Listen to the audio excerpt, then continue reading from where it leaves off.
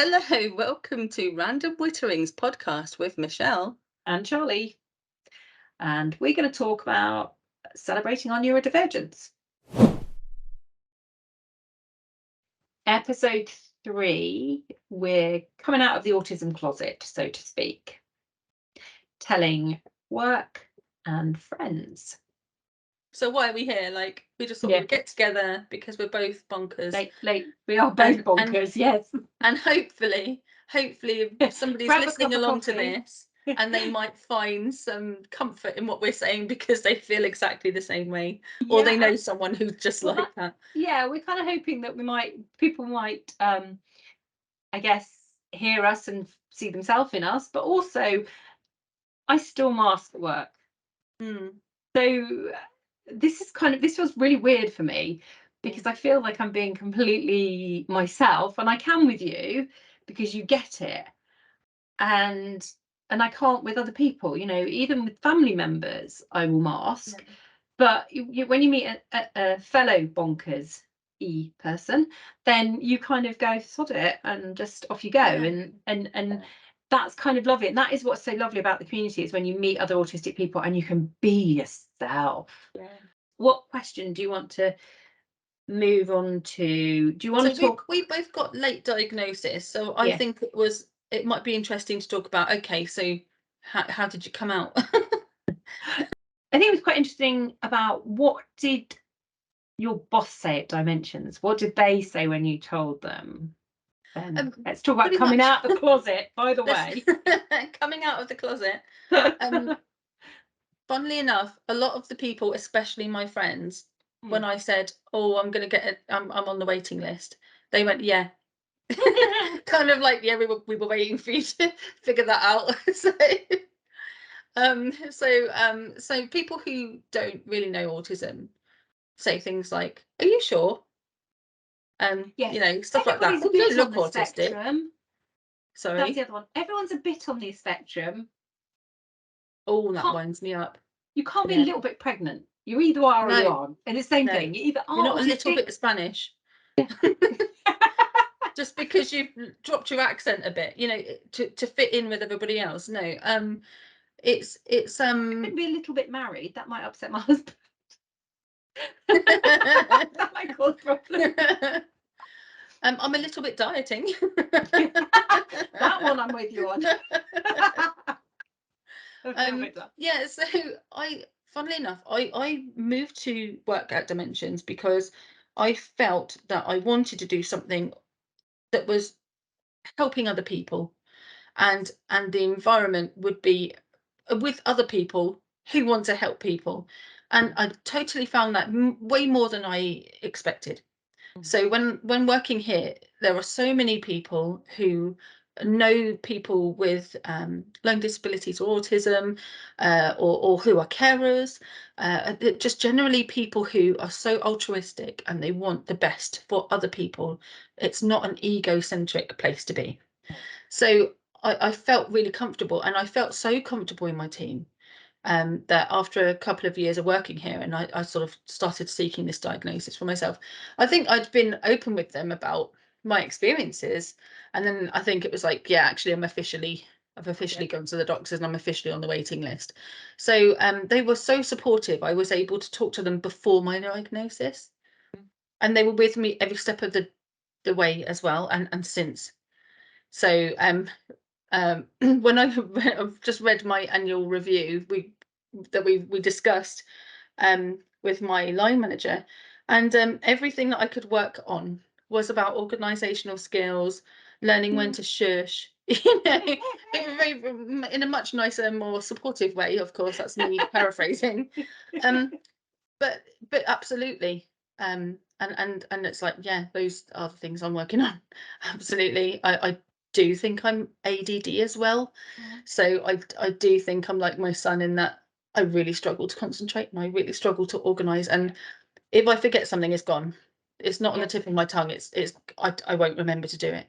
So I must have hundreds and hundreds of fail-safe, 3 reminders for each meeting, Post-it notes everywhere, just notes and notes. So my team are really, really supportive in helping me work that way and telling me in plain language when it's working and when it's not, and saying, hey, oh, telling me straight deadlines, telling me what's important, helping me prioritize all of that stuff.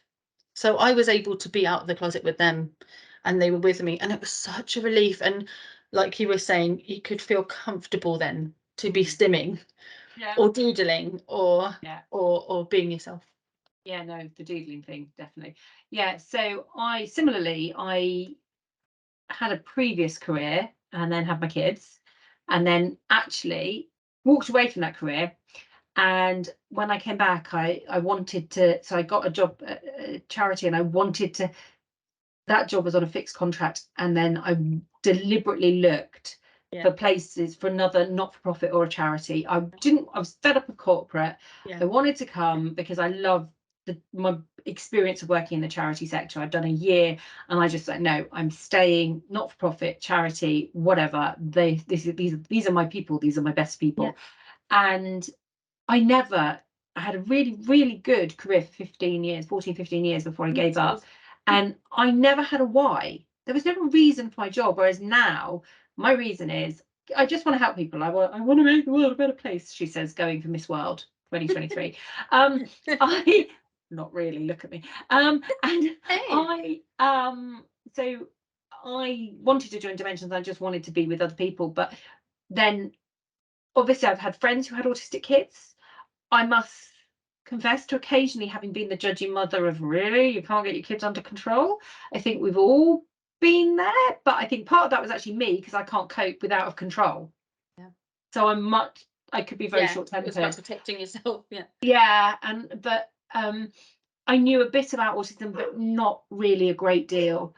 And then gradually learned more and more about it at Dimensions. So I think that had I not come to Dimensions, I probably wouldn't have actually gone through. Actually, it may have been later, even on diagnosing both the kids and myself. So working here has definitely led me to this point. When I told my boss, um, he jokingly said, "Oh, excellent, more diversity in the team," uh, which I thought was really lovely because it was just a completely accepting way of, it doesn't matter, you're still part of the team, but brilliant. I can go back and go, "Oh, tick box." I quite like that.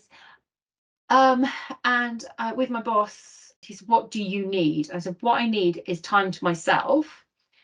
So can I do a 9-day fortnight?" And so I do compressed hours. I do my 75 hours, but I do them over 9 days. And then yeah, every other Friday, I have time off because at the weekends, there's so much going on. There's housework, there's, people going out, people doing things. And then this every other Friday is my day. And you know what? Some days, my day is that I'm going to give the shower a really deep clean. yeah, yeah, Or other days, I might go to the hairdressers, or I go to the gym, or yeah, I might go shopping, or I might just go out for coffee by myself. But when I started doing this, I was very, very honest with my family and said it was not mum's going to do all the housework on her day off so that we all get a better. I, I'm going to be yeah, selfish. I haven't been selfish as a mum. I know I could just spend that entire day doing the housework and everybody would have an easy weekend, but that's not what this day's for. yeah, So that was really, really important. I am better at speaking, so I will often pick up the phone. Quite often, as you said, if something's gone, so I write a list, and then once or twice a week, I start trying to phone my manager, who's always busy, as they always are, and I end up messaging, "This list isn't getting any shorter," and they know then what's coming down the line, and yeah, it's a lot of little things that didn't warrant a call on their own, but it's stuff that I just need to check through. Um, yeah. when I get my I've appraisal, learned that. I'm always quite shocked by how much they think I do great work. Because some days I become overwhelmed and I literally can get nothing done, or it feels like I've got nothing done other than just monitoring the inboxes and doing this like admin Yeah, tasks.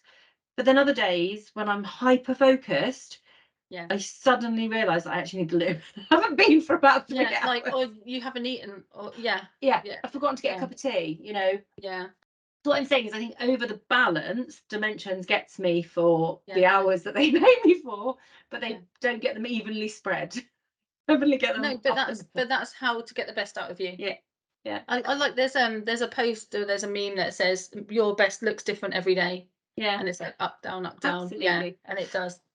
absolutely. But yeah, they've been really supportive. Everybody's been really great at work. And so part of me is really glad because I think that a lot of other organizations, a lot of other companies wouldn't have dealt with it. And when I mentioned it to friends, some people I just dove right in and I knew that they'd accept it. But other people, I tentatively mentioned that one of the kids had had and was diagnosed Mm, autistic. Oh, the poor loves. I don't like to think of the little one suffering. And I'm like, yeah, okay, not going to mention about all the other diagnoses that have just happened with the three of us. You don't need to know mm, because you're just going to judge me and you can just think I'm weird and wacky. But, generally speaking, people have been really, really supportive. Um, and yeah, work has been great for that. Even to the point of when we were limited to how many times we could go into the office, and actually being at home was quite triggering for me anxiety wise. So my boss gave me special dispensation to be able to go in 2 days a week yeah. and meet somebody else there so I could go get out of the house. What I think is amazing about Dimension's autism friendly work Mm, is when we create autism friendly environments, and it doesn't just have to be for autistic people, it be people with brain injury or other neurodiverse conditions or anxiety, but it's a place where you know that you're going to be accepted for who you are. mm, So mm. regardless of what's actually happening at the event, you might want to go because you know that you can be yourself. So I know that I can go there, and if I talk weird to someone, or I don't talk, or if I stim, no one's gonna stare at me. Like everyone's just like, yeah, that's brilliant. So it feels like I'm less isolated because I can go out of home Yeah. and No, be it is. somewhere. It Yeah. is good. We're celebrating Neurodiversity Week. Get online and join in and find out more and celebrate your individuality. You're still here. We'll be sending out another one of these again tomorrow.